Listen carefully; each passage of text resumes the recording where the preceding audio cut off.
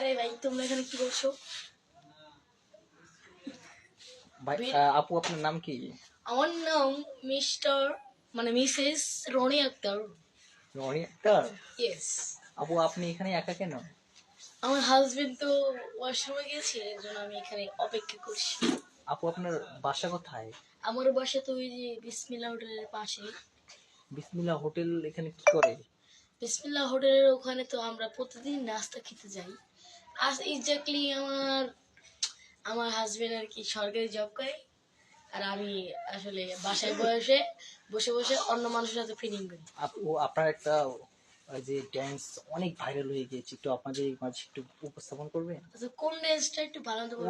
ওই যে সুন্দরী কমলের নাচে একটু যুক্ত হয়েছিলেন না?